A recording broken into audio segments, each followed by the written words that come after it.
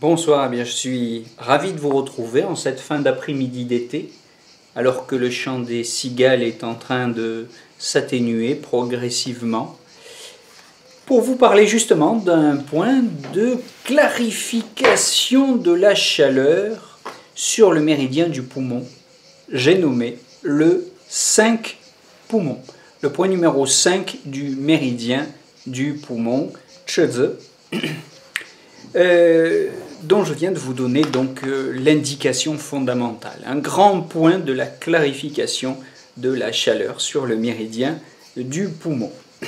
Alors, pour sa localisation, très facile, il n'y a pas d'unité de mesure à mettre en pratique. Ici, on est dans le pli du coude.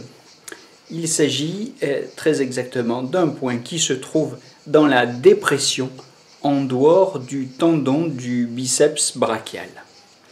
Voilà, donc je vous mets tout de même en incrustation dans cette vidéo et en miniature, en annonce de la vidéo, une photo de ce point et de sa localisation.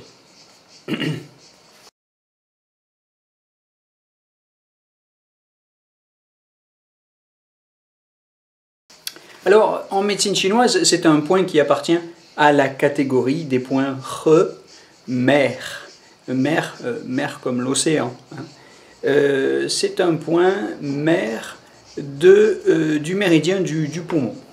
C'est un point qui appartient à l'élément eau dans la théorie des 5 éléments. Le poumon étant le métal, c'est le point fils sur ce méridien yin. Voilà, donc c'est un grand point qui va éteindre le feu. C'est principalement la fonction de l'eau. Alors, son orientation thérapeutique fondamentale, eh bien, voilà, comme je le disais, c'est un grand point de la dispersion, du drainage, de la clarification, de la chaleur. Alors on l'utilise principalement dans deux types d'indications, deux grandes familles, disons, de pathologies. D'abord, évidemment, les pathologies pulmonaires, que la chaleur soit externe, comme en ce moment par un temps de canicule, ou qu'elle soit générée à l'intérieur par des inflammations diverses, une montée du yang du foie qui vient brûler, enflammer le poumon, peu importe. Dans tous ces cas, dans la mesure où ce feu s'exprime sur le méridien du poumon, eh bien, le 5P est un point tout à fait indiqué, puisqu'il va réguler la descente et la diffusion de l'énergie du poumon quand la chaleur l'a endommagé. Si vous voulez, c'est en acupuncture l'équivalent de Qinqi Huatanwan, pour ceux qui s'intéressent à la pharmacopée. Alors, c'est un point qu'on peut utiliser de cette manière pour disperser, y compris s'il y a du than, si la chaleur se mélange au than. Voilà, toutes les pathologies de l'enfance qui sont liées à de la chaleur qui vient s'accumuler sur le poumon peuvent être traitées par ce point avec une très bonne efficacité. Je pense à la rougeole, je pense aux amygdalites, aux angines, à toutes ces manifestations de tout qui sont liées à la chaleur. Donc vérifiez avec la langue et le pouce, il s'agit bien de cela. Je pense à la coqueluche, tout simplement à des saignements de nez répétés, à des hémoptysies, comme on dit dans notre langage technique. À ce 5P peut se combiner d'ailleurs dans ce cas-là le 6P, le point SI, le point urgence, qui alors remplit la fonction de Xie-Bei-San en pharmacopée chinoise, Xie-Bei-San. On pourrait penser aussi à la scutellaire, Huangqin, qui est la grande plante du rafraîchissement, de la clarification de la chaleur sur le réchauffeur supérieur et sur le poumon en particulier.